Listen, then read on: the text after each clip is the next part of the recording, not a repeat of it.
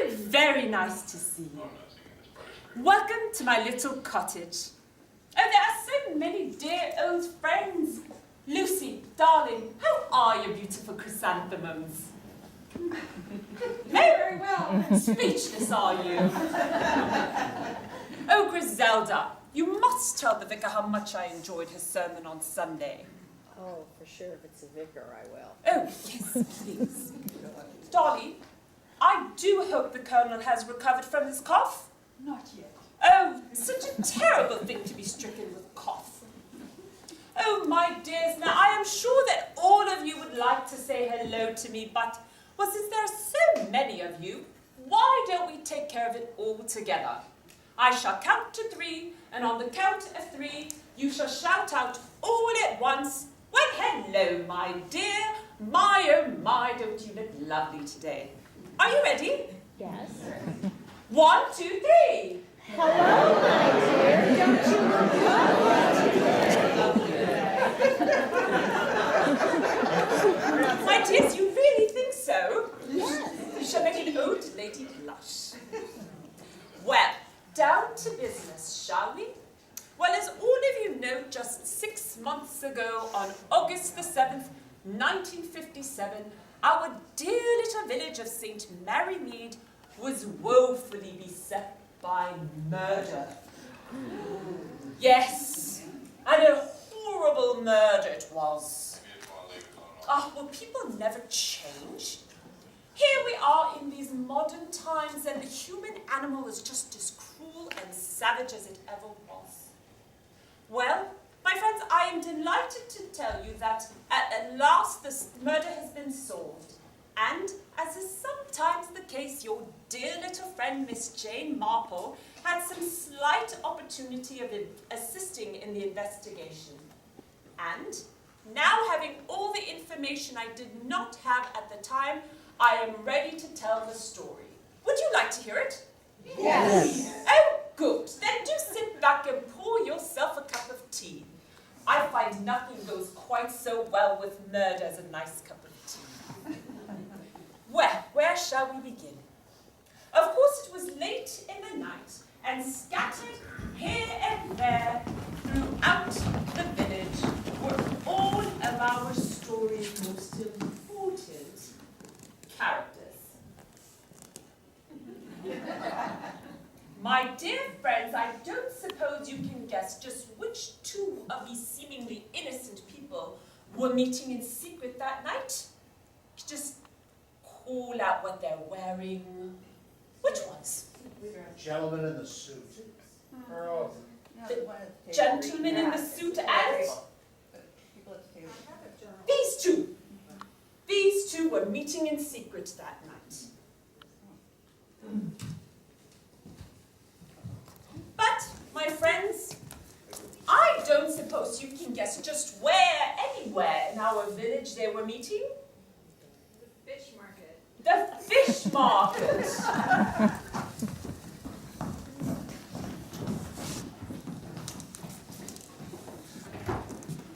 Timothy, Gertrude? did anyone see you come in the back? No, I wasn't followed. Do you have it? Do you have the package for me? Yes. Did your wife see you leave with it? No.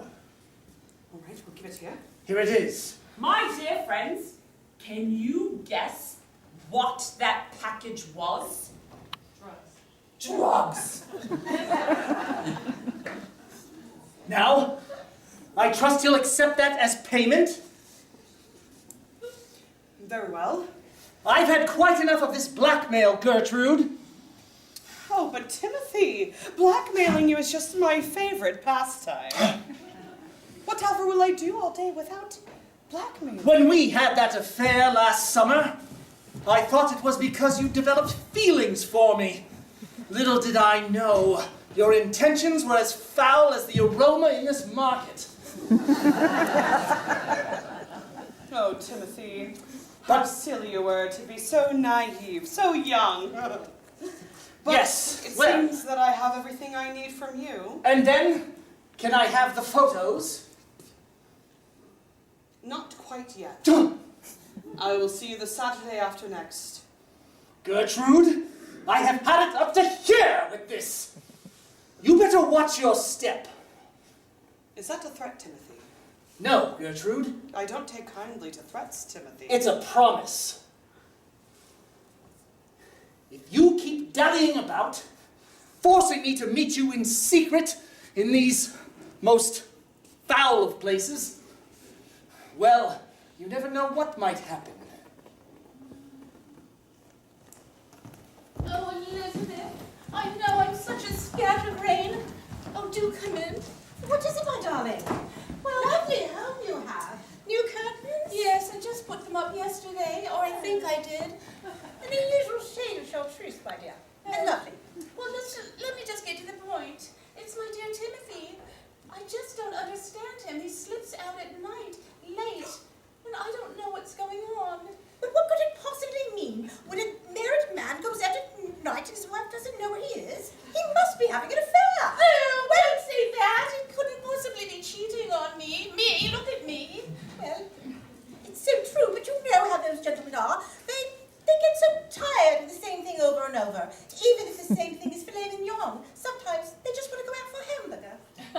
Well, Elizabeth, are you saying I'm hamburger? No, you're the filet mignon. Whoever he's having the affair with must be the hamburger. Oh, Elizabeth, he can't possibly be having an affair on me. You see, our dear Timothy's wife was suspecting something else. What else was she suspecting? Can you guess? He was involved in competitive eating. Our dear Timothy, she suspects, was involved in competitive eating. You see, I mean to tell you this, it's not having an affair. He's been doing some competitive eating. Yes! Well, that's even worse! He's eating constantly. I can't keep him fed. I feed him everything. He's eating me out of house and home. He just... Maybe he really is going out for hamburger. Oh, dear. Well, he does need to win the competition, but I just don't know how I'm going to keep him fed. My darling, you could always come to my pantry. Oh, well, that's a great idea. Let's go see what you have. Honey, I'm home. Forgive me, I smell of fish. Oh, have you been eating fish? Yes, that's it, of course. I've been eating all different kinds of fish. I need to go to my pantry. Oh, Timothy, what is it? It's halibut. Oh. Darling. I brought you some. Thank you. Oh. Timothy, what is it? I'm busy. I was just going to run off to Elizabeth's and look at the pantry. Oh, of course. Don't let me hold you. I just thought I'd swing by the house, and then I'm off to work. Are you still doing that competition? Yes. Is that why you brought me that halibut? Leftovers. Timothy? Well, I'm going to have to go cook up some more food for you, and I just need you to help me a little bit and just stop eating as much. Why? See, why does this trouble you so? Timothy, we're running out of food. I have no money. Oh. Well, Snell, we're out of money, we're out of food. I have to borrow from the neighbors now. Lucy, I've explained to you time and again. I'm a man with a dream to be the finest eater in St. Mary's Mead. Well, I don't know why you need to go running off to eat at midnight. Because the black market backdoor eating competitions, all the best ones, happen at night. Look, I'll not trouble you, but these events have a certain amount of wagering that takes place, and, well, they're not looked too kindly by the local constabulary. That's why they all occur at night. Oh dear, are you in some sort of trouble? No. Who said anything about trouble? Of course not. Well, if you say that the constable has been around, then I fear there may be something more sinister. Oh, it's all just a bit of fun. Just me and the boys, reliving our Oxford days when we used to go out and throw back 70 or 80 hot dogs. Well, somehow when you look at me that way, I think you're lying. Oh, you must believe me.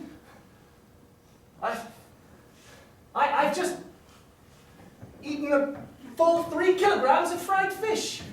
All right. Well, then I'm going to go to Elizabeth. And just keep your mouth shut for a while. Very well. I shall see you later. Christopher, thank you very much for meeting me in your hall today, for I know that we have been best chums since grade school. Well, anything that Geoffrey needs, Geoffrey gets. Now come, Geoffrey, sit down and make yourself comfortable. Would you like a cigar?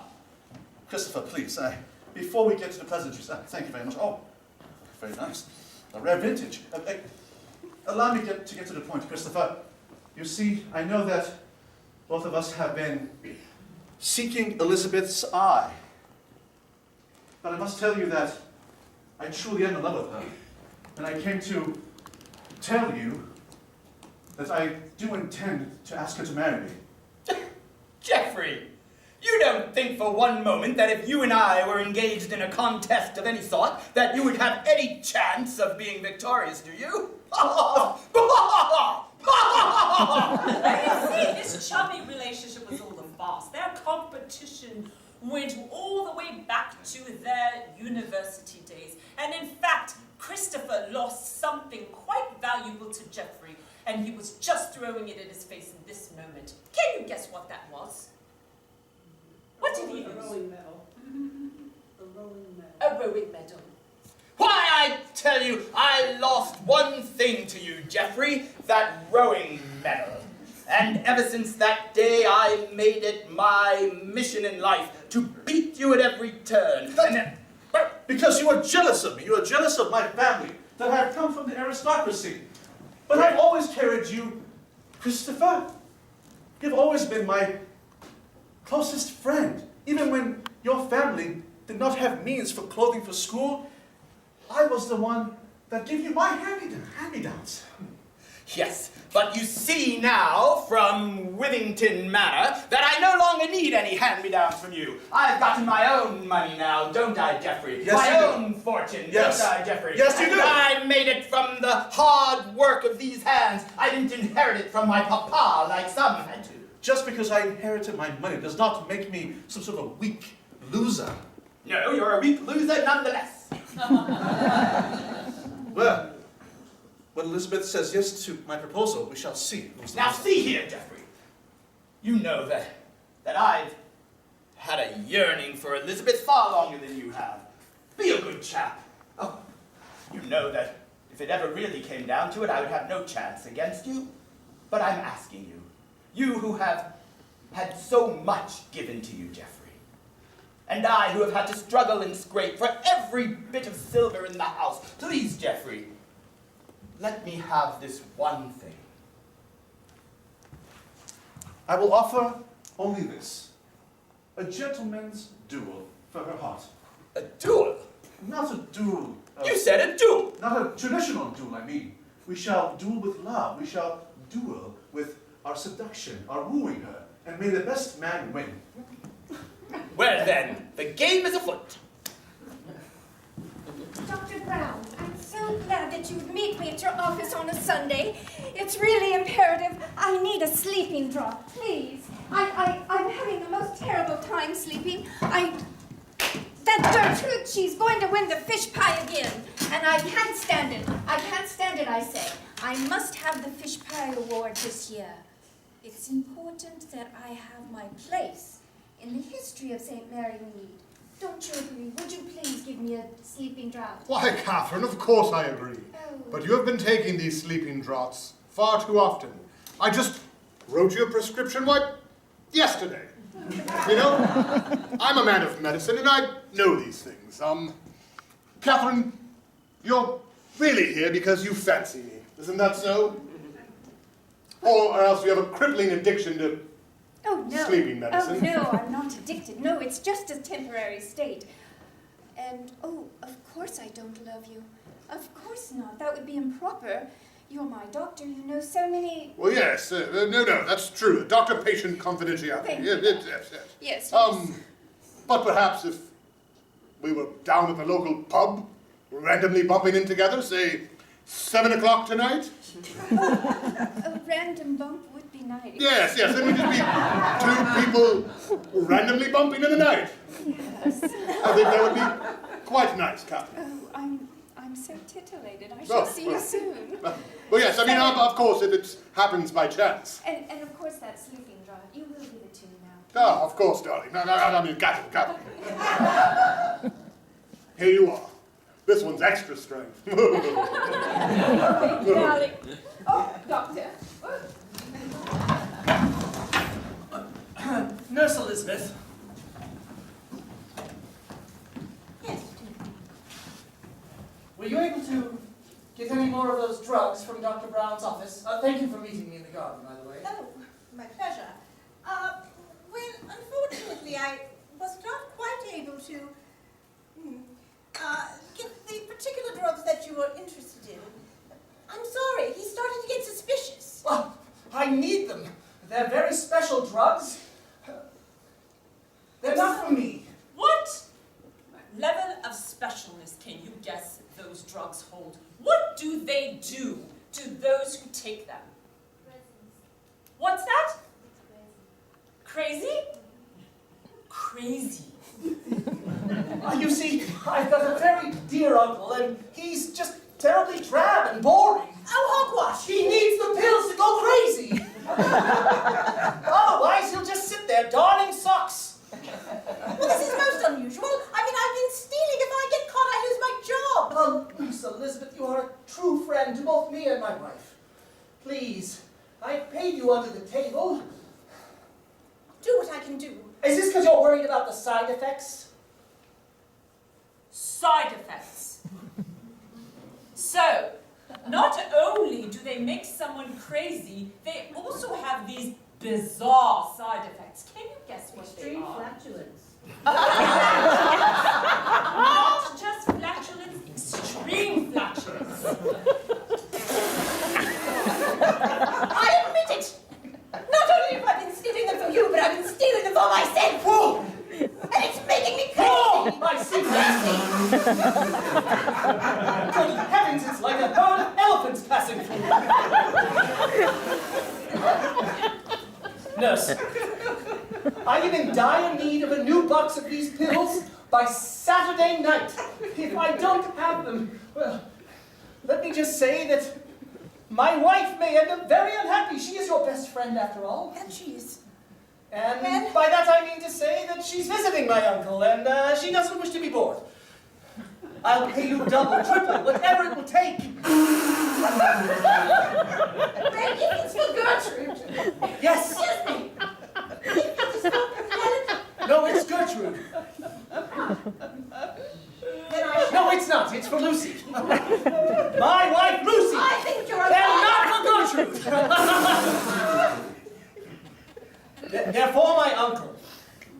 I'll do what I can. Gertrude, What is it? I don't know why every time we have to meet out here in the middle of the night beneath this old street lamp on a deserted corner. Why can't we just simply meet at a nice restaurant or something? I feel that this describes, who I am as a person more. Gertrude, you have always been a loving sister to me, dear. It's true. And I hate to come to you in a time of need so often as I do. And yet, well, Gertrude, once again, I'm afraid I need your special talents for blackmail and general skullduggery. Oh, darling, you know that's my favorite type of help to give you. You see, it's Geoffrey. Oh, wait, Geoffrey? My dear friend Geoffrey. Right, Geoffrey's like family. Yes. But as you know, he and I have always been at loggerheads over one thing or another, and now it seems we have both set our sights on Elizabeth. Elizabeth? Oh, beautiful, beautiful Elizabeth. Why, I tell you, Gertrude, if I don't find my future wedded to hers, I don't know what I'd do. Now, Geoffrey, of course, wants to go at it like a fair fight and see which man she prefers. But I don't stand a chance. Well, because she picked Geoffrey. Yes, I know that. Please, Gertrude, you must do something to help me, using some of those special skills of yours to somehow knock Jeffrey out of the competition, if you know what I mean. Oh, I think I have a couple of ideas. Why, I tell you, Gertrude, I tell you, there are times when I look in his eyes and I see that smug smile on his face, and I swear sometimes I could kill him. I swear sometimes I could kill him. Oh, such an ominous thought he shared with his sister. Well, my dears, it was shortly after those words were uttered that someone in our story breathed a final breath. But who do you think it was?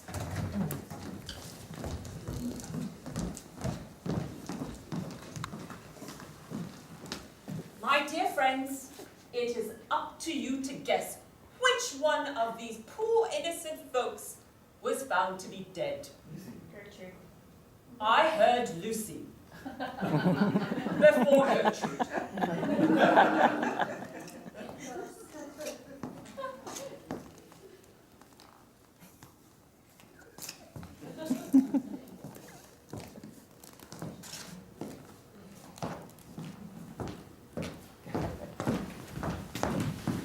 Oh, poor Lucy. And her body was discovered like this. Oh, Elizabeth, it was just dreadful. I had What happened? What happened? Well, I had gone out at midnight to one of my eating competitions, as I usually do. Hamburger, I bet. You're not one to talk about digestive health. After the competition, I arrived home at 3 a.m. I assumed I'd find my dear beloved Lucy asleep in bed. And? She wasn't there. So I searched around the house. I began to get very nervous. It was then I noticed the patio door leading to our garden was open. I wandered out there, and her body lay in front of the shed, racked in pain, an expression of horror on her face. Oh, my dear Lucy! I know. Oh, I'm undone, Elizabeth. I screamed for help, but it was too late.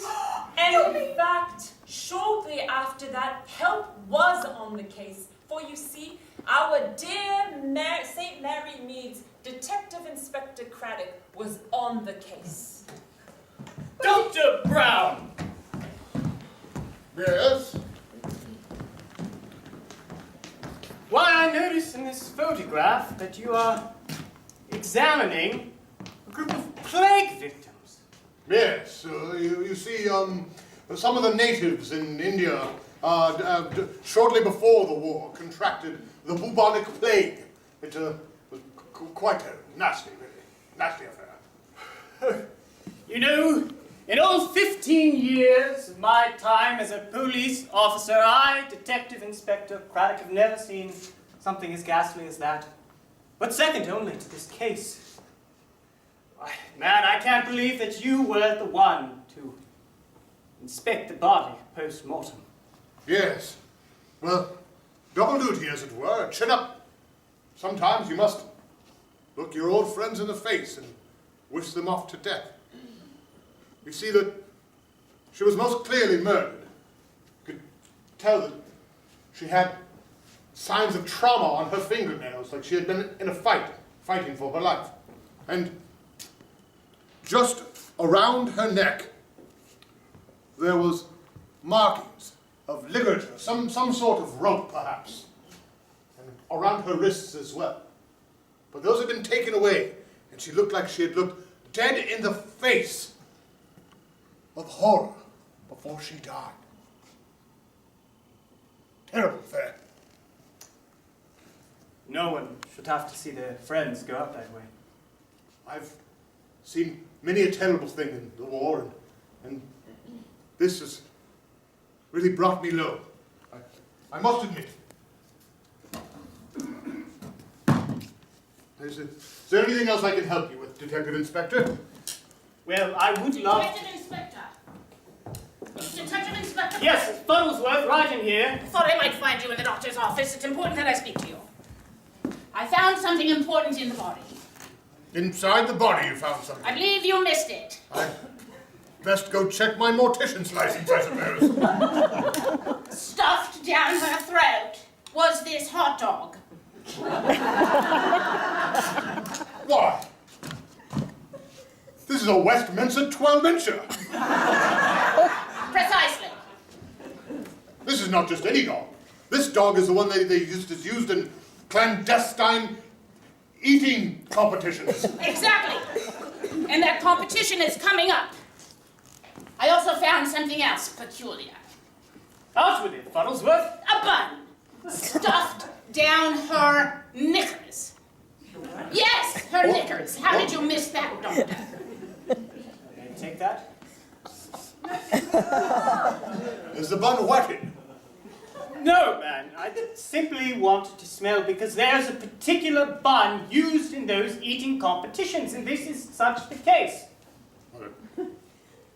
Seems that 1 and 1 is 2. Your murderer very clearly is involved in clandestine eating operations. It appears that she had some contact with aquatic life. I will set this here. It was halibut. I would know that smell anyway. Fuddlesworth, I have a very important assignment for you. I know that you have quite an appetite yourself. Why, you've won the office chili cookout competition 9 years in a row. My reputation precedes me as a fortune. I have always voted for you. It's outstanding. Thank you. I would like you to infiltrate that competition. Brilliant. So I'm going to go undercover. Indeed you are. Oh, I love it. I shall get ready for that. I shall return for this. Elizabeth! My dog. Thank you so much for coming into my home at such a late hour. Please have a seat. Would you care for some tea? No, I couldn't eat or drink anything. Very well, then I shall get right to it, Elizabeth. Elizabeth, I have known you since we were children. We grew up together. Our families are mutual. And I must tell you, Elizabeth, upon hearing about Lucy's horrible demise, I cannot contain it in my heart anymore. Elizabeth, I'm in love with you, and I wish... Please. No. Jeffrey, this is neither the time nor the place. I'm in mourning over my best friend. This is the perfect time, then. I cannot think of romance and love at this point. I'm deeply, deeply grieving. As I My friend Geoffrey knew that the best way to win over his dear beloved's heart was to sing her a song. Can you guess what the title of that song was? Waltzing Matilda. What is it? Waltzing Matilda. Walt and Matilda. Walt and Matilda. Elizabeth, I have a little present for you. I wrote a little medley to express my passion for you, my desire for you. You see, my mother and my father, Walt and Matilda, they are no longer with us here. So I wrote a song in their honor, as though I would sing to them my love about you. And it goes like this. When I first laid eyes on you, I could think of nobody else. Because you see, my dear, my love is true, and I must confess it soon. If I don't, then my family from heaven would strike down upon me. Because now that I am 30, I must marry you, Walter Matilda. I'm going to propose to her.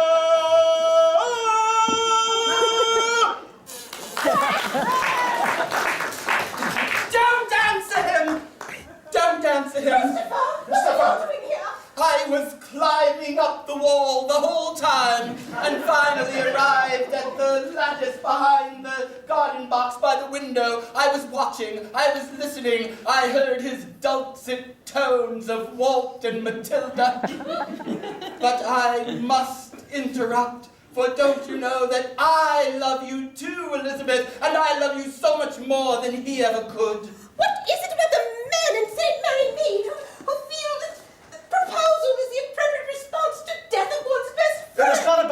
it is about you, because I know I can provide for you a better life. Elizabeth, it is exactly about the death of dear, dear Lucy that I originally came here to talk to you. You see, unlike this heartless clout, I have not been idle. I have spoken with Jane Marple. Surely you know dear Miss Marple. Not personally, but by reputation, she's a wonderful, astute woman. Oh, yes, and what many people don't realize is that she has the cleverest mind of all. In fact, she has worked with the police in several murders over the past number of years, and she has always been instrumental in finding out who the dastardly murderer was. Well, knowing that your dear heart was broken and anybody who cared about you would do something about it, I asked Miss Marple to come and investigate this crime for you. You do understand. Oh, Christopher, thank you so much. Oh, I understand so much more than that. Oh, wow. You really understand a lot. Oh, my goodness, I am dying from comprehension. Well, Christopher, it seems that you are quite of a noble heart to put your love aside in order to help with Lucy's murder. Yes, indeed I am. As you can see, that I know when to give praise when necessary. That makes me a far better man. Please, I can only tell you that once this ghastly murder is solved, and once again your heart is free to think of lighter objects, I shall be there, and I shall win your love. For you should know right now that this man harbors a secret he is desperate to keep to himself. Secrets make me gaseous. Only more of you to love. Let's go get Miss Marple on. Will she be coming? I think we can go and find her. Come, my dear. And it was at that moment that, you see, my dears, I had entered the store.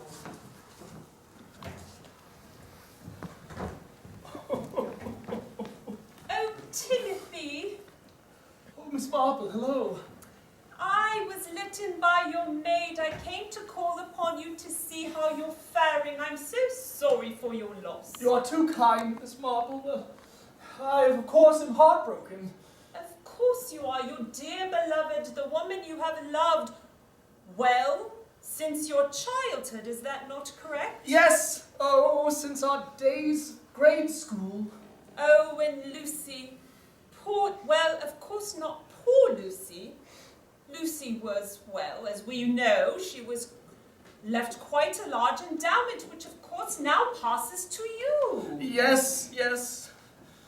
Oh, if there's one silver lining to come out of all of this, it's that, well, I am able to provide her a lavish funeral and a wonderful wake.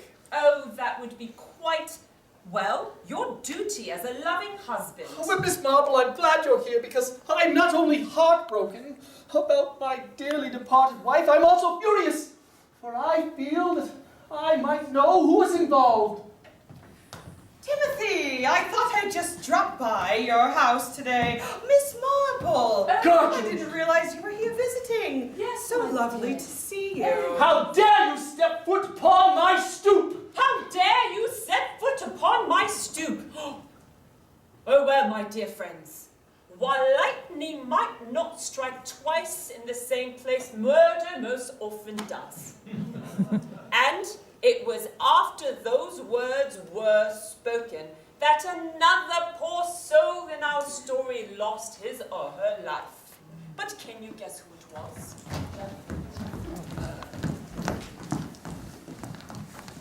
Can you guess, my dears, just which one of these poor folks was found to be dead? The doctor. Doctor, I heard, Dr. Brown.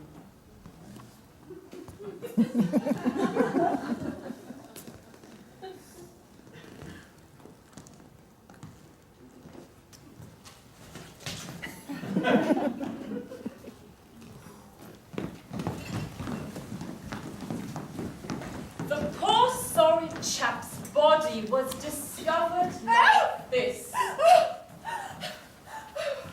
Gertrude, what is it? Dear. Calm down. It's Dr. Brown. Sit down in the parlor, darling. Oh, my darling. Dr. Brown? Oh, what is over the matter? Well, he's such a sweetheart. And he was helping me with the laundry. And he was taking it off the line.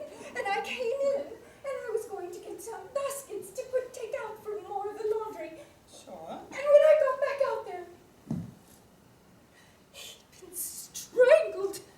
No! By my trousers! By your trousers? Yes! They were wrapped around his neck as if some giant has come upon him. And his face was purple and red, his tongue was sticking out. It was just horrible! Horrible! Did you murder the doctor? No, of course not. Oh, they were your The trousers. baskets, I'm in love with the doctor. I was in love with the doctor, and he was in love with me. Why would I murder him? But they were your trousers. Well, they were probably just available. I don't know why he used my trousers. Okay, well, Or it must have been he. No woman would do that. It was too grotesque. Elizabeth!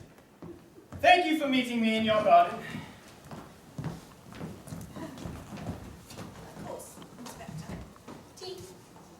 I shall dare to have some. I'm so sorry to hear not only your best friend, but now your own boss. Oh, I didn't mean to upset you. No, I cry easily these days. Your stomach seems to be rumbling. I'm taking a medicine for my grief. Now, I simply wanted to ask you a few questions. The night that Dr. Brown was found, where were you about 8 p.m.? 8 p.m. What day was it? Just last Saturday. Oh, last Saturday. Oh, yes. I was working at home. I was doing some reading on modern nursing and psychopharmacology. I haven't had the chance to read that one. Oh, I can lend it to you. Certainly. Now, I understand that your home is right across from the doctor's and that you have a vantage point. But it was Are you not... asking if I saw him Yes. murdered? In fact, it was at the home of one Catherine Longfellow that he was found, was it not? That's what I have heard, yes. I don't know why you're asking me these questions. Well, I have it on good authority that you were the last one to see the doctor alive. But it's true that I did go into work on Saturday morning to pick up some files and neaten up around the storage room. But then I came home and Dr. Brown was not even there. He must have gone to work later after I left. Poor man, he was very dedicated to his work.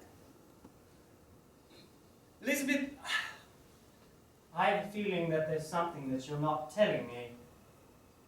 Did you see the doctor?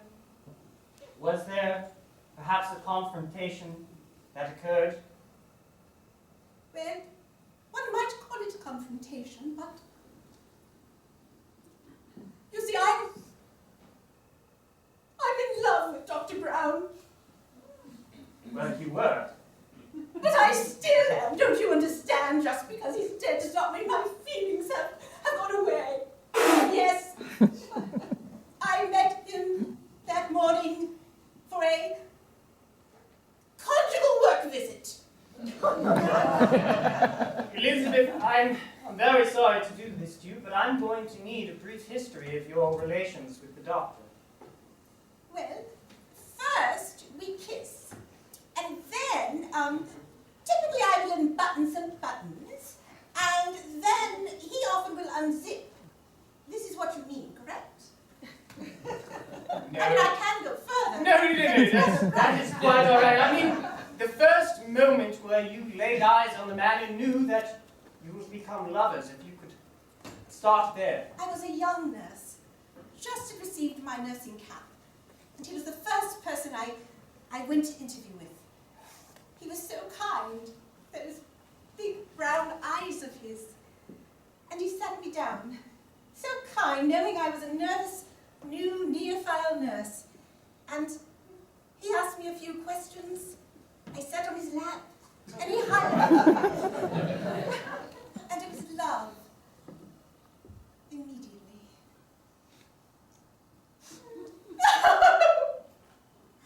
Oh, God. I miss him so. Why did you keep your relations secret? Why not come out with them? Well, first of all, at the time he was married. Dare I say, he was married. I'm not proud of it. To someone in the town, correct?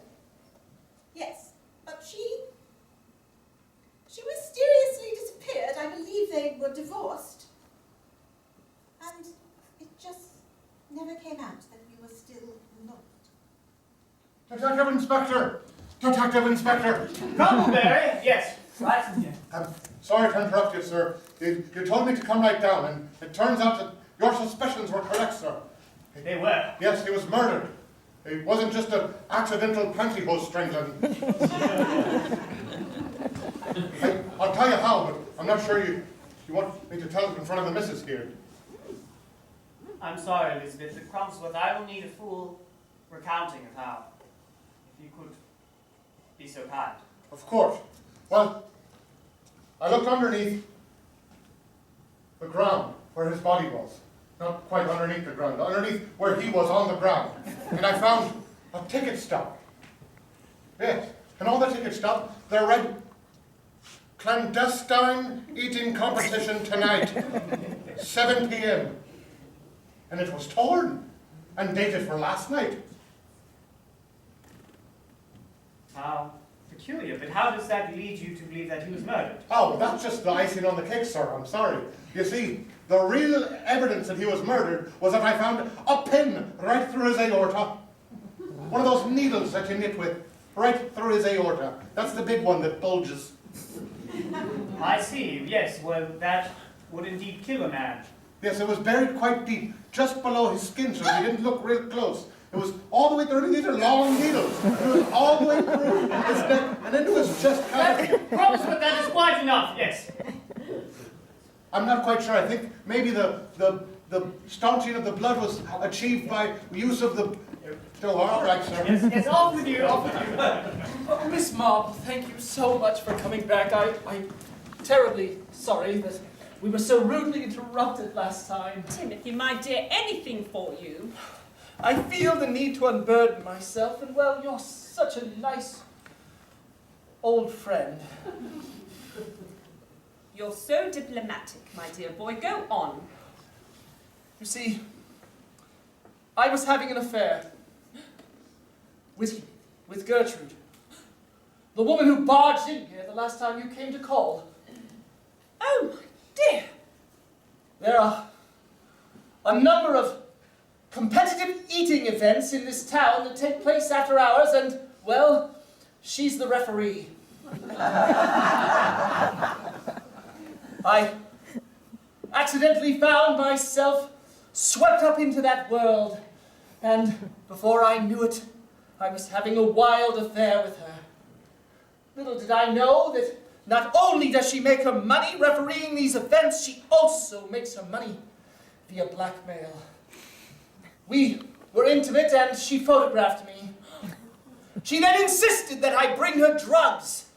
Drugs that make one crazy and lead to wild flatulence. Every 2 weeks I was to deliver her drugs in some new strange place that smelled funny. The opening to the sewer grate, the fish market, a greasy dumpster. Yes. Well, I've run out of drugs. I was having a friend steal them for me, but I knew I couldn't get the drugs, and she was going to reveal my secret to my beloved Lucy. So I decided then and there I was going to confess. I was going to meet with Gertrude and tell her, this is over. I can bring you no more of those foul, foul drugs. But when I arrived at the competitive eating spot, she was nowhere to be found. And when I got home that night, my beloved Lucy was murdered in our back garden. Timothy, before Gertrude came in and interrupted us, you said something I did not forget, and that is that you think you know who murdered Lucy. Yes, Miss Marple, that's what I'm trying to say. Who else was murdered? The doctor. That is where I was getting someone to steal the drugs from. Gertrude needs these pills for some reason, so badly she's willing to murder for them, Miss Marple. And I swear right now, as God is my witness, if I see Gertrude ever again, I shall end her. If I ever see Gertrude again, I shall end her. Quite the threat, my friends. Well, what do you think? Another murder? No. No. Not yet, at least. Oh, dears, look at the time. My dears, why don't we all take a nice little break?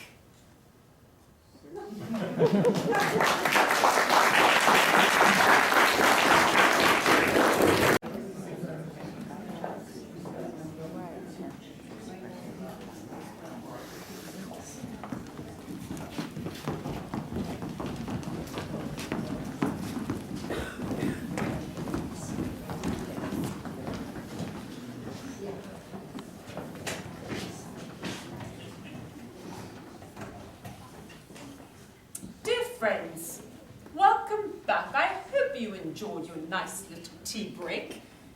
Yes. Well, oh good. Thank you so much for your affirmation, my lady. Well, dear friends, where were we? Well, I was of course visiting Timothy in his living room, at which point he was admitting his most sordid, salacious, and very unchristian affair, and accusing his mistress of murder. At which point Timothy said, Miss Marple, if I ever see Gertrude again, I shall end her! Well, immediately after that, oh, Timothy, don't be so childish. But I mean it, Miss Marple. I tried to tell the police, but she has an alibi. Her brother. Timothy? Yes, Miss Marple. I am absolutely disappointed in you. But I knew your mother and your father. Your father was the local pastor. Your mother, well, she nursed dying people in the war. Oh, it was a moment of weakness, Miss Marple. There she was in her black and white striped shirt, handing out chicken wings. I was overcome. You have disappointed this town. I've disappointed myself. You've disappointed your dead wife.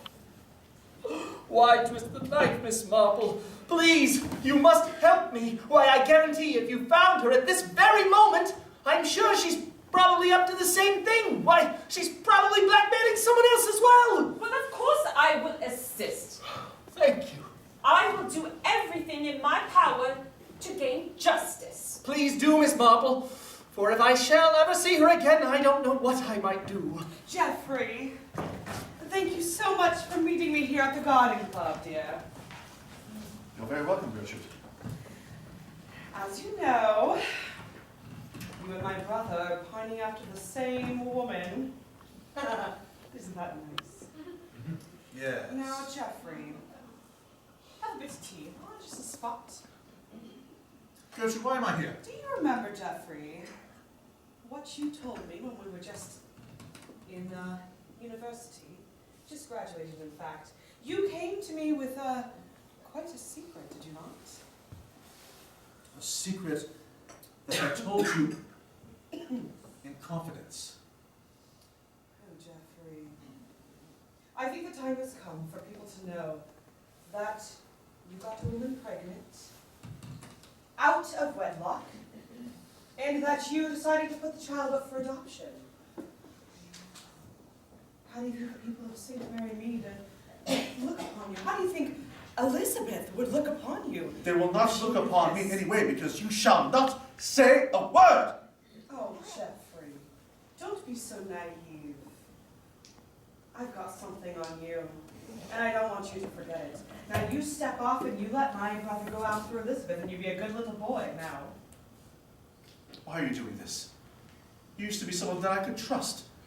Yes, well that was before my diagnosis. Reverse psychosis. I know what this is about, really. It is because I never showed the affection and love that you craved from me. No, no, Jeffrey, that's not what it is. That is exactly what it is! Jeffrey, you're going to put me down into a spiral here. If you bring up some things like that, you know it's not good for my health to bring up things of the past like that, Jeffrey. You brought it up first. You wish to ruin my reputation here. That was a long time ago. It was a mistake that I had made, something that is deep into my heart, something that I do not wish anyone else to know about. It was a mistake that you had the child or that you put it up for adoption? Both. Well, that child is 12 years old now. When do you think he's going to come around asking questions about his father?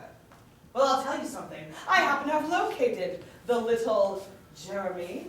I know where Jeremy is, and I think that it's only my duty to go and tell him who his father is, no? You will do no such thing, Gertrude, for I am a very well-connected man, and I too can pose a threat upon you. Jane! Thank you for meeting me in my office. Detective Inspector. Why, how fortuitous it is. Please take a seat. To find you. After working with you for so many years, I come upon this puzzling case and there you are, like always. Yes, murder seems to follow me. I can't... Well, you know how it is. Murder, evil, a little town like St. Mary Mead. Well, it gives one everything that one needs to understand the human nature. And I seem to love investigating human nature.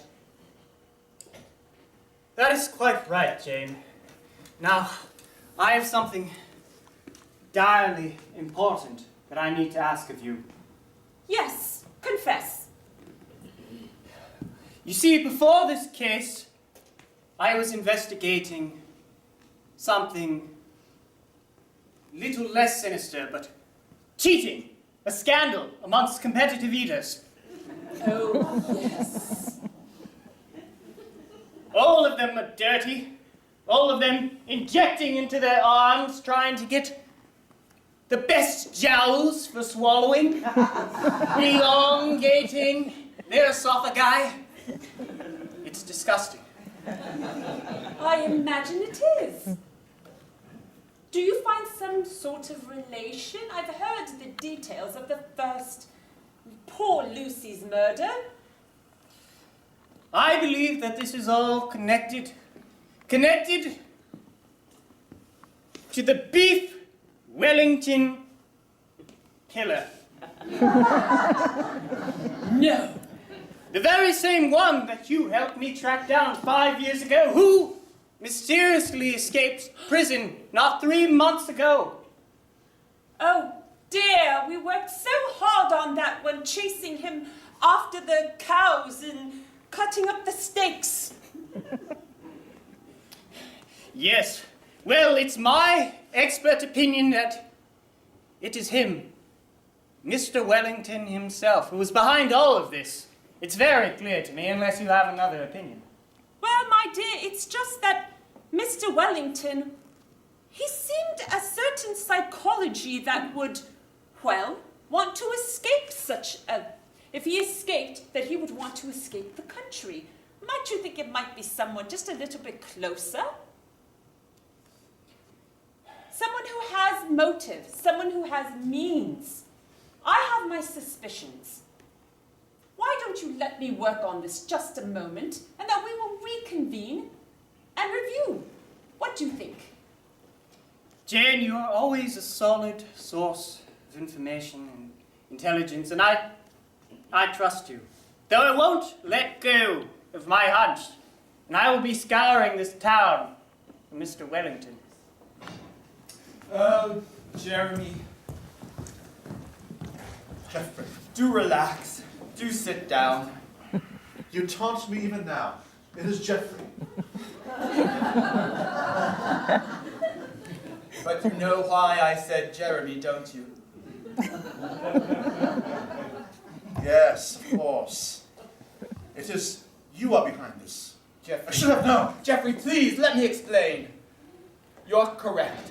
I spoke to Gertrude, and I asked Gertrude to find something about you that could derail you from this silly competition of ours. But when she came back to me and told me the truth, my first thought was not the thought of victory, nor was it the thought of Elizabeth. Jeffrey, it was the thought of our friendship. How could you do it, Jeffrey? How could you make such a silly, silly mistake? I'm assuming you are referring to my son. Yes, yes, of course. I mean, we were in the abstinence club in college, Jeffrey.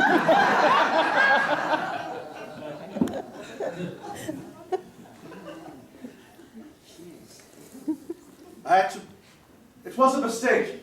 Passion came over me. She was a lovely girl. A woman with whom I never imagined I could feel such feelings. Christopher, I have to confess something. The reason why I gave that boy up for adoption and never spoke to the mother again was because I never imagined I could be a suitable father for any child. That's why I've never been with another woman since. For you see, Christopher, I too have been adopted. You adopted? Yes.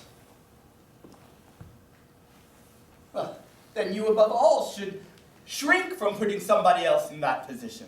You would assume so. But I was afraid. If my parents didn't want me, then something must have been terribly wrong with me. And I must be a terrible person. Jeffrey. I must have deserved this to happen to me. Jeffrey. Yes, I was brought up in opulence, and my parents did care for me and love me, but even amongst my siblings, I always felt this distance, this competition that drove me fierce in life. Jeffrey, this foolish little feud between us, let's put it aside. After all, surely the bond between two good friends is stronger than that between a man and a woman? Don't you think? And what about Elizabeth? Jeffrey? One of us shall find her. But in the meantime, I feel like a cad asking Gertrude to dig up such dirt about you, and I feel horrible for the pain that I've put you through. Can't you forgive me? Can't you forgive me, and can't we be chums again? I have something else to tell you. Oh, my God. You see, Dr. Brown was someone with whom I confided in. Some of my deepest secrets, such as the one I have expressed to you, he had known about this. So, after that night, when Elizabeth seemed to be ravished by your generosity in helping find the case solved, I decided to walk over to Dr. Brown's office. And just before entering, I heard Elizabeth inside with him.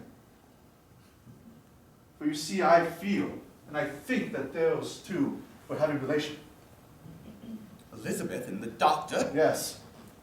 Well, then that settles it, doesn't it? She's not for any of us. I say we put chums above love. What do you say? Very well. You know, I'll tell you something. For one thing, having you in my life again as a friend is more meaningful than I can ever express in words. And the other thing is, oh, Gertrude. Gertrude. I don't know how I ever thought to go to her and ask her to do such a horrible thing. It's growing up under her shadow, under her thumb. She's a wicked woman, you know, a wicked woman, and she brings out the evil in everybody. Then you will tell her to not reveal these secrets about my life. I'll try.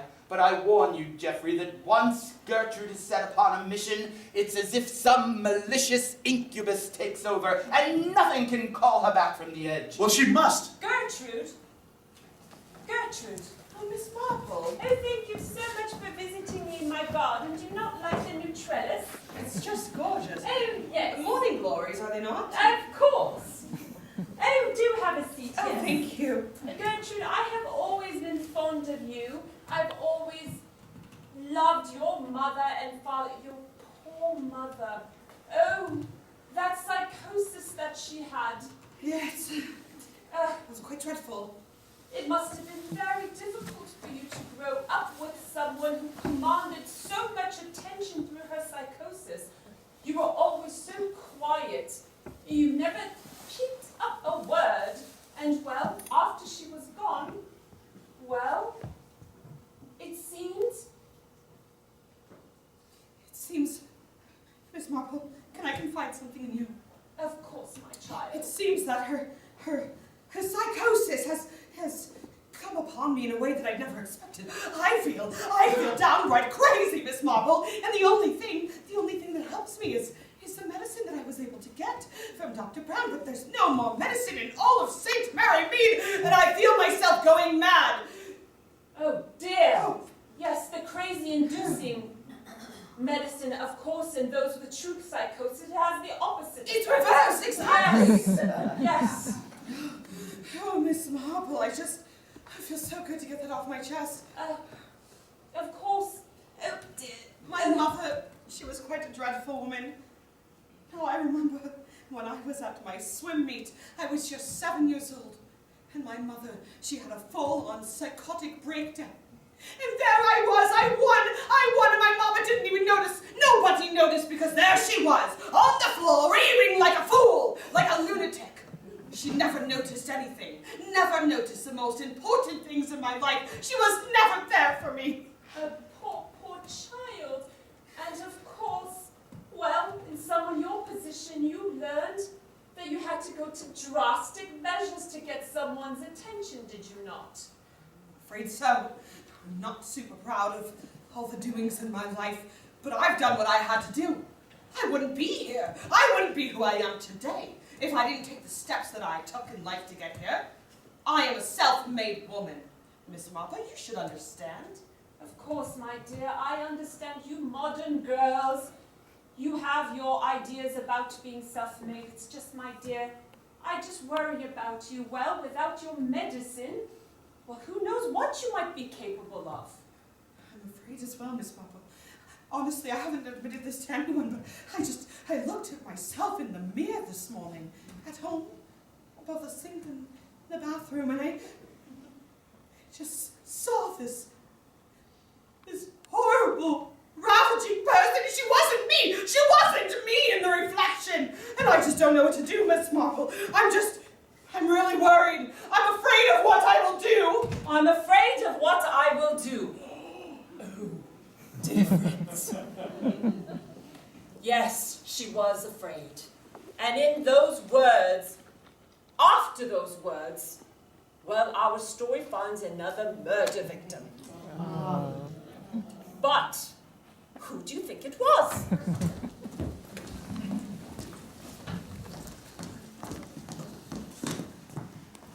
My dear friends, which one of these folks was our final murder victim? Jeffrey. I heard Elizabeth. Poor Elizabeth.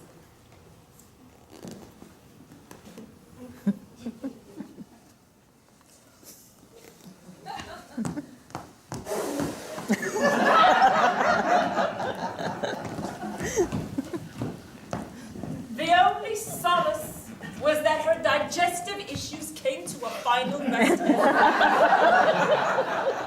And her poor body was discovered like this.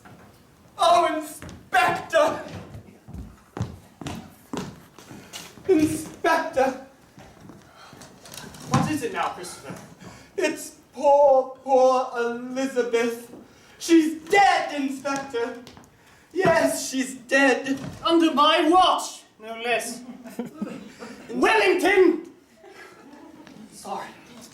I can barely remember all the emotions coursing through my brain as I came across her. But you see, I had come to terms with Geoffrey. He and I were rivals over Elizabeth's love, and finally we had agreed to put our rivalry aside, and I felt, as the man of character that I am, I should go to Elizabeth at once and tell her that I no longer thought that I was necessarily the right man for her. Well, I went to her home, and I heard the most beautiful singing, and I thought, oh dear, it was Elizabeth singing a charming air. The refrain I caught was, what was it? Oh yes, Walt and Matilda.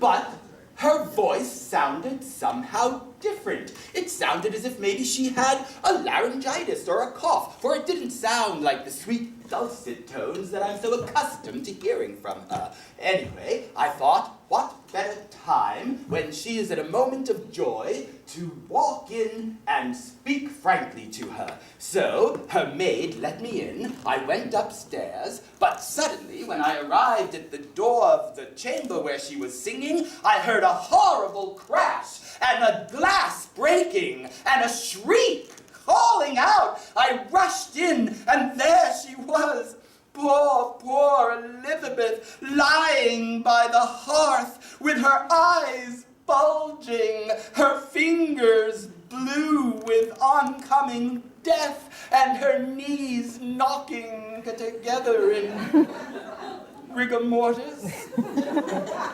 I bent down to see if any breath lived in her heart, and with one giant fart, she died. I went to the window where the glass was shattered, and I swear, Inspector, I saw somebody running away off through the park, and yet I could not make sight of who it was. Do you think, Christopher, that perhaps the person that you heard singing that Walt and Matilda ditty was not in fact Elizabeth, but someone else? Do you mean that the man who killed her was singing the song and ran off through the window after strangling her before I came in? It could very well be true, and you said there was a coffin, yes? Yes. Well, the only person I heard coughing, well, I ran across your sister, Gertrude. She had quite a cough, but it could be her because, why, she was not the Wellington murderer. Well, you think it might be my sister, or you don't think it might be my sister? Do you think it was your sister, Christopher? I'll tell you something, Inspector, but you must promise that if I tell you this, and it proves to have no bearing on the case, that you won't breathe it to a soul. I will be confidential with the information so long as it is not pertinent. Well, you see, Gertrude and I grew up, of course, in the same home, and with the same parents. And yet, our experience of those parents were quite different. You see, it was very clear from a very early age that Mama favored me. I don't know why. I didn't do anything special to garnish her affection, and yet there was something she just didn't like about Gertrude. And as menacing and cruel and neglectful as she was towards Gertrude, well, she was just as loving and supportive and kind to me. I saw poor Gertrude in just this disdain, day after day after day, and I saw that sweet, beautiful girl turn into something quite hideous. One day, when she was only 9 years old, I went out to the tennis courts where she and I were supposed to have a lesson that day. The tennis instructor was not there, but there was Gertrude, and with the wire that one uses to string a tennis racket, she had strangled a kitten. For what reason? She said out loud, "I kill you because I can." And then she said,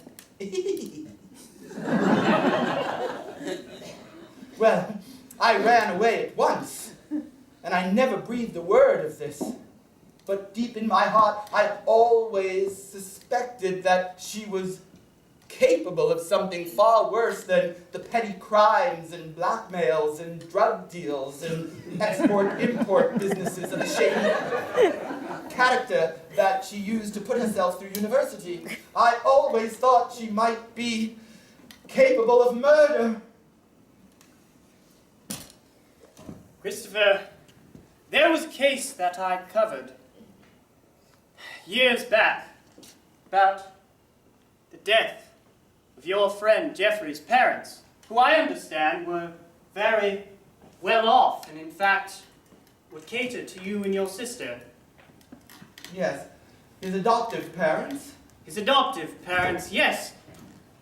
What were their names, if I might ask for my records? Fred and Ethel.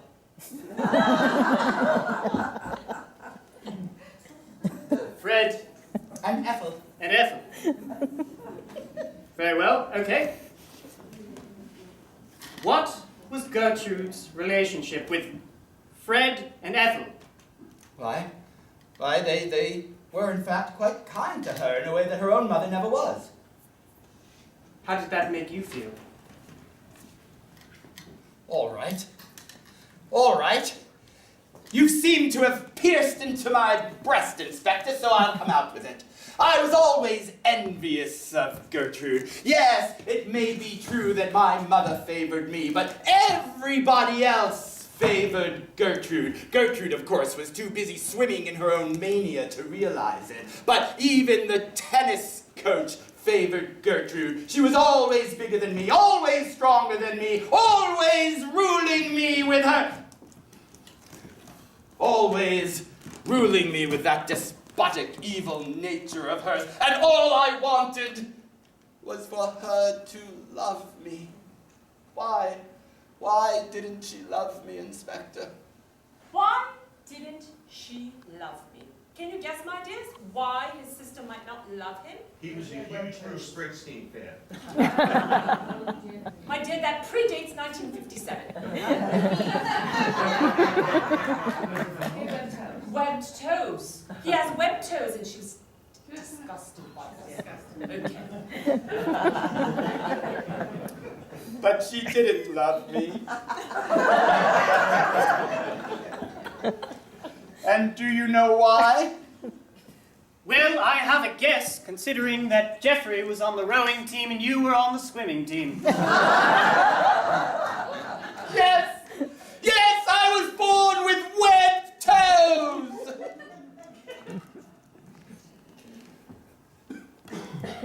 Every day, I would go to her and say, please, please, I don't know why Mama doesn't love you as she loves me, but I love you. And she would simply look at me and call me Webby. It's not even clever. I know! Well, after all you've told me, Christopher, I think that your sister might be behind this. No, she can't. I promise you, Inspector, that deep down beneath that hard crust of criminal patina, there's a good heart, I promise you. Please. Oh, Catherine. Oh, thank you so much for coming to my parlor. Please, sit down. Oh, Catherine, as you are my only friend here in St. Mary Mead. A new friend, too. There's something... Not that long we've been friends. It's true. I'm so lucky you came into my life. Now, I have something to tell you, Catherine. It's a little troubling.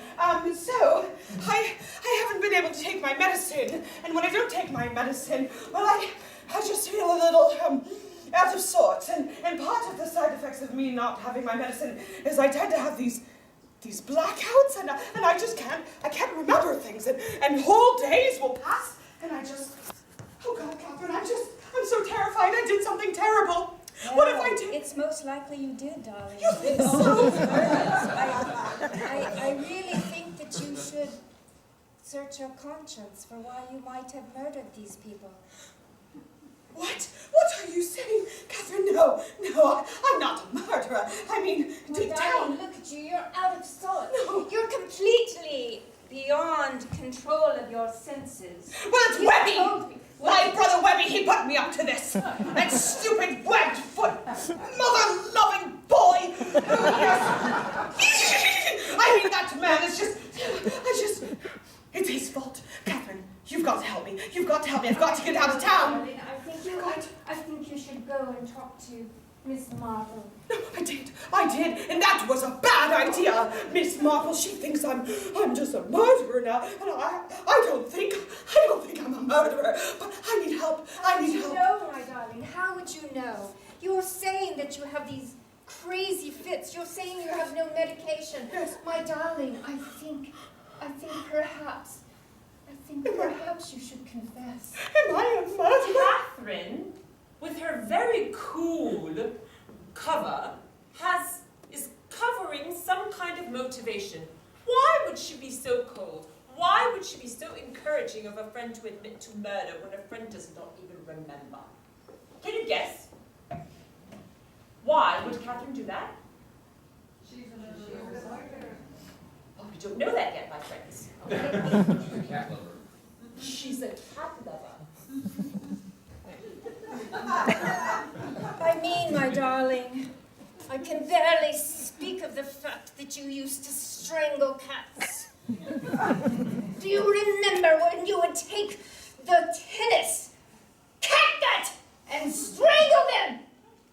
My darling, you've been a murderer since day one. That was years ago. I'm not that person anymore. I'm not. I've taken medication. I've gone to therapy. I am before my time to go to therapy. And I've done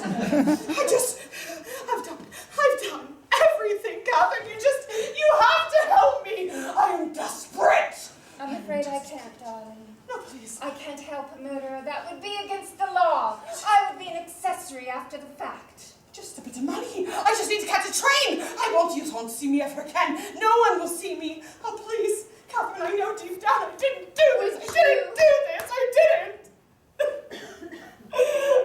Darling, you're quite beside yourself. I think I should let you be alone. Detective Inspector General.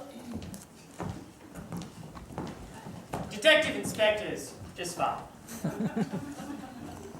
I fear I must tell you something before I resign. Resign? I am too close to this, you see. Lucy was my sister. The pretty one. That can't be. You two don't look anything alike. That's just the point. She's always been the pretty one in the family, the smart one. She had the big boobs. I got this. I fear I may be a suspect, you see, which I cannot do my job anymore. I fear because everybody to me is a suspect right now. I think it was her husband. I think it was... Gillespie! Sorry, what are you doing here? Do you have the news I have? I needed to tell you the report on the first murder of the week came, and there had been a burglary at Dr. Brown's office.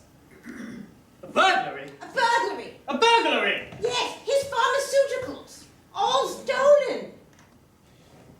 Dear. Including the crazy pills? Yes, most definitely the crazy pills. Anyway, sorry to interrupt you. Hope you feel better. Oh, it's better. That woman. I can't believe she lost her arm in that terrible sawing accident. The seesaw went up, and then it went down, and her arm...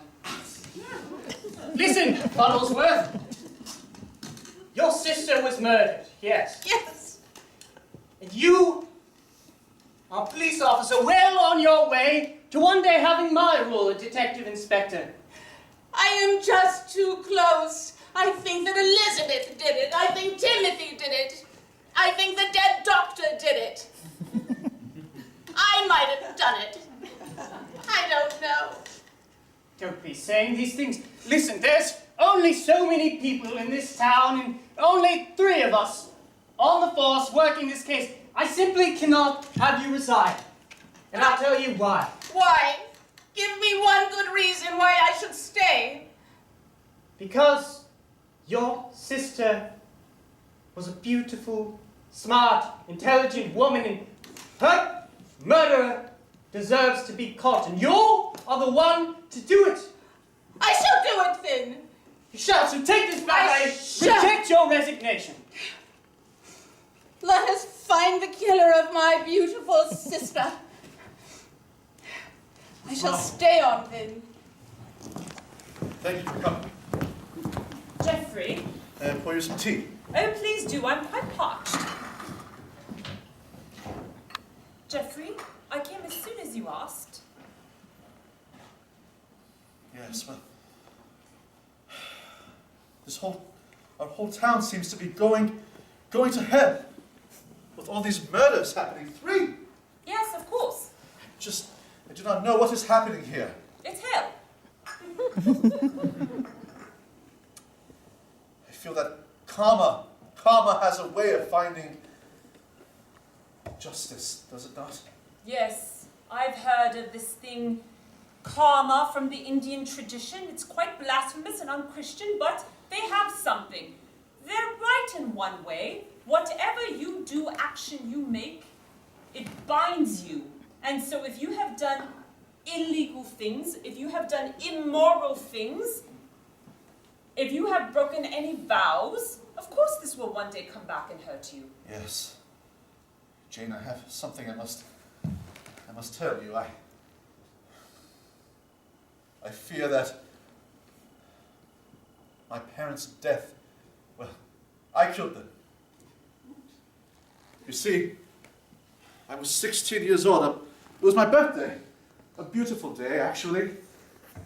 My parents set up a wonderful party for me. All my friends were there, and my family, and their friends. It was a great extravaganza because I was turning 16. And everything went smoothly, and after everyone had left, my parents called me into their study.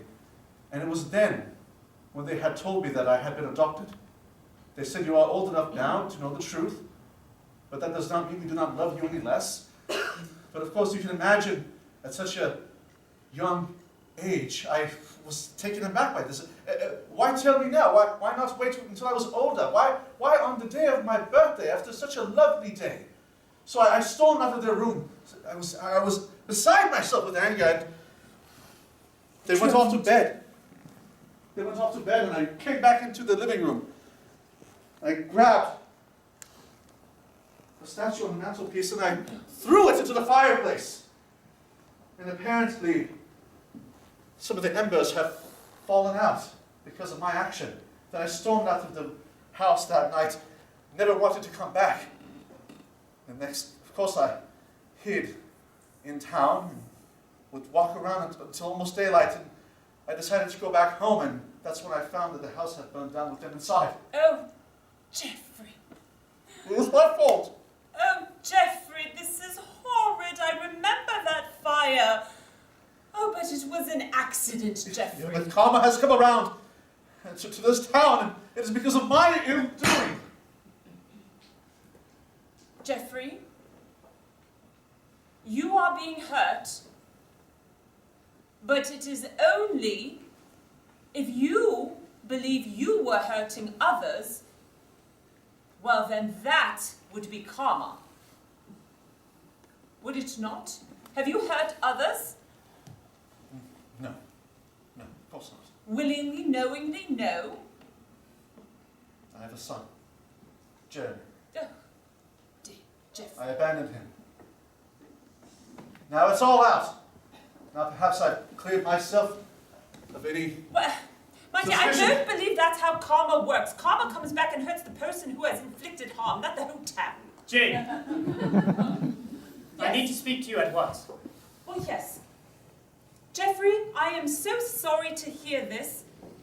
Your heart must be breaking, but I leave you. This was not your fault. Very well. I have something that I have to tell you.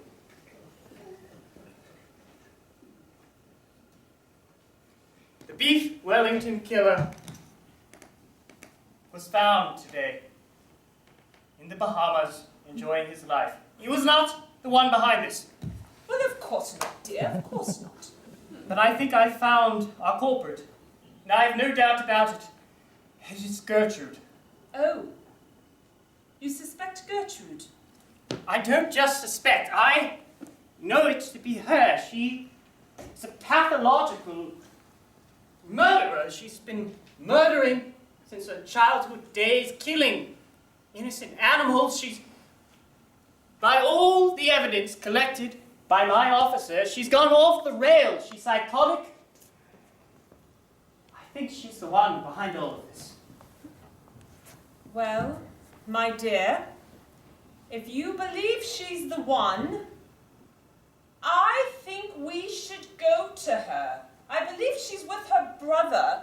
We should go speak to the two of them right now. Yes, they are at that fish pie competition in the audience. Okay, let's go find them. Gertrude, I can't believe in the midst of all of this you're still insistent upon refereeing this contest. I am committed to my job. Gertrude, listen to me. I know that you broke into the doctor's office and stole those drugs. Me? No. Yes, I did. I'm sorry.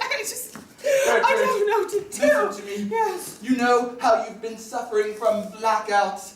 You know how you can barely remember one day from the other. Yes, yes. Gertrude, you are the murderer. Yes, that's right, Jane. There, we have it. No, I'm not capable. Those days are behind me. Oh, she hears voices in her head, does she not? Look, she's guilty. She's already in black and white, just like a prisoner should be. I'm just a referee. I'm just a referee. It's all right, Gertrude. It's all right. We must let justice take its course. Mustn't we, Miss Marple? Of course, Christopher, we must let justice take its course. And of course, Detective Inspector, you will arrest him, will you not? Well, arrest me? Whatever are you talking about? For what purpose? Well, he was behind the murders. Unfortunately, my dear, I do believe you were the one murdering, but you were being manipulated by your brother. What?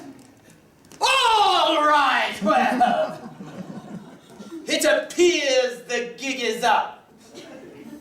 Yes, that's right.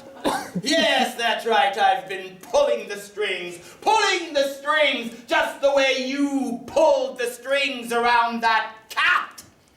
Just the way you pulled the strings around my life. Well, I shall be Webby no more! That's right! Always be Webby, just rotting away in prison!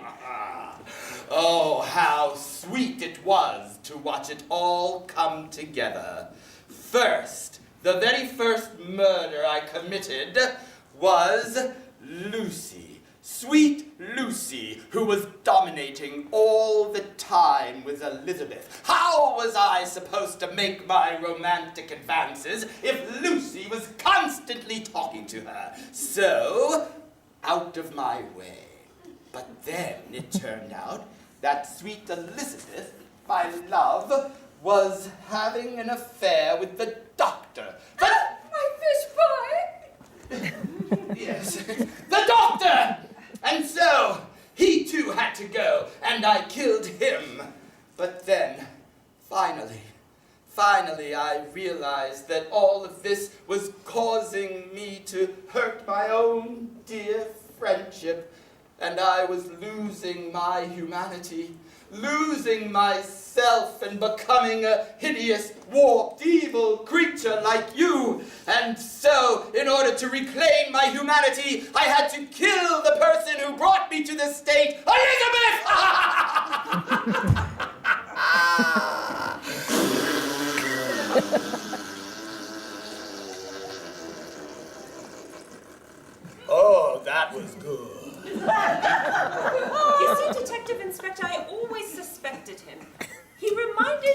of the butcher's boy. The butcher's boy, yes. He had a bit of a sadistic streak, that one. He had a glimmer in his eye, and every time he would come into the fish pie office, he would manipulate the vendor to give him what he wanted for free. How sweet it was, manipulating you and pulling the strings on you like a puppet as one by one you did my ghastly bidding. Watch your back in jail, Webby!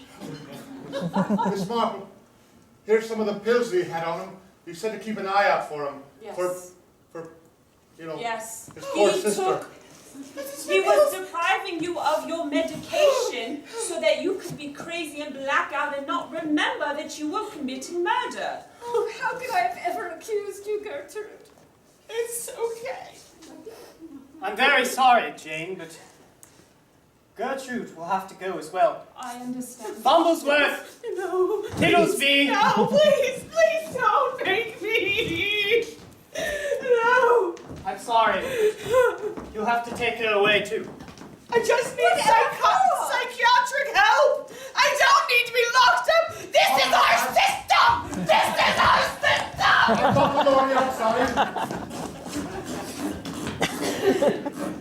Catherine, I'm sorry, but would you give me some time alone with Jane? But of course, poor Gertrude. That was horrible to do that in front of this entire audience. Here for simple fish pie eating competition. Detective Inspector, you did a great job. Jane, I couldn't have done it without you. I was off my rock at first. I thought it was a man who was in the Caribbean, and next well, I was somewhat right, but I didn't even put the connection together that web-foot scoundrel was behind us all. Oh, don't worry your head over this. You are a wonderful investigator.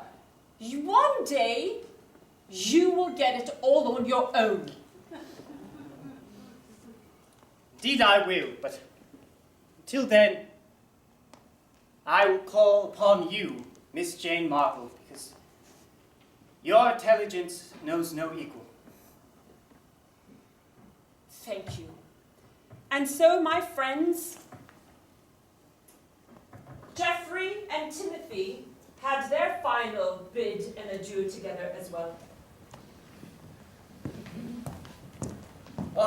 Please. Geoffrey, my old Oxford chum. I can't believe it was that foul cur Christopher all along. Neither can I. Do you remember him from our Oxford days? Do you remember when you and I tried to form the Absinthe Club and he misheard over the sound of his flopping feet and thought we were trying to form the Abstinent Club? I never had the much jelly. It was actually quite amusing. It was. You and I would go about and have our ways, and he would just be in his room crying all night. Yes. What a fool. Well, it's interesting and tragic, but things have turned out That's right. You know, sort of in our favor. yes, I'm happy to hear that you're reconciling with your son. And Yes, I am. I know that, well, Gertrude used to be friends with Fred and Ethel, but for me, I always loved Lucy. And I shall treasure her memory and, well, I shall comfort myself in the night by singing that old ballad we used to sing at Oxford, Walt and Matilda. Would you do me the honors, old friend? Absolutely. Upon my day, I know that life will be the best moments of our lost virginity.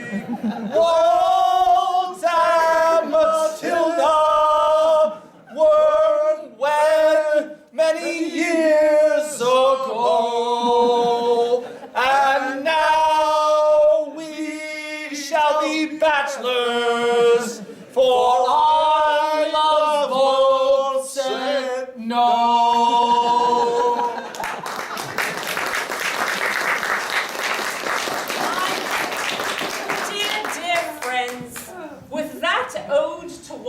and Matilda, our story does not end in horror. I mean, yes, it does. But we have two bachelors, well, who are quite eligible now, I must say, and they are making all the ladies' hearts flutter, and so our story ends well. And thank you for being patient during this time with us. That's the end.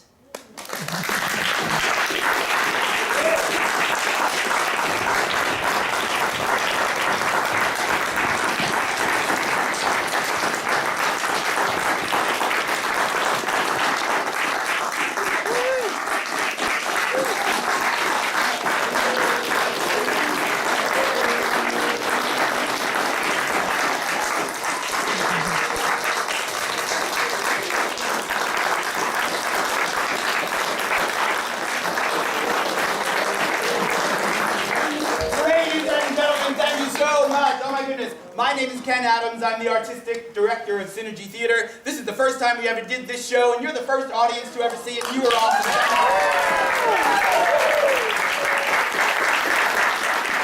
We are doing this show 7 more times, Friday, Saturday, and Sunday, and then next week, Thursday, Friday, Saturday, and Sunday. Come back and see it again. It's always a different story. There's always different murder victims. There's always a different murderer. What could be more fun than that? So come and see it. Also, coming up next, our next show is Spontaneous Shakespeare, and that's going to happen in April. So come on back and see Spontaneous Shakespeare. If you would like a chance to see Spontaneous Shakespeare for free, well, you just might be able to, because we have a raffle drawing. If you fill out one of those mailing list cards on the way out and allow us to put you on our mailing list and throw it in the bucket over there, we will pull some names out of that bucket, and whoever's name we pull out will win 2 free tickets to Spontaneous Shakespeare. So please go ahead and fill those out for us on the way out. Finally, Synergy Theater is a tax-exempt arts organization, and as a nonprofit theater company, we rely very heavily on the generosity of our audience and our friends to help us do more of this type of stuff. So, in our program, you'll notice there's a whole list of all of the people who have been so very generous to support us so far since we've been asking for donations. So, if any of you are out there tonight, thank you. It means the world to us. There's also an envelope in there if anybody wants to go home and join the parade. We would like that very much. Anything you give us is meaningful. There is absolutely no amount of money too large for us to accept.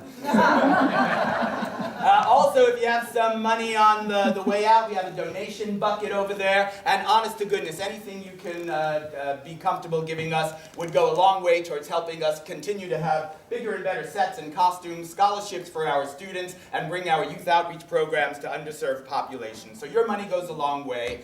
Thank you so much for being here. You are awesome, and good night.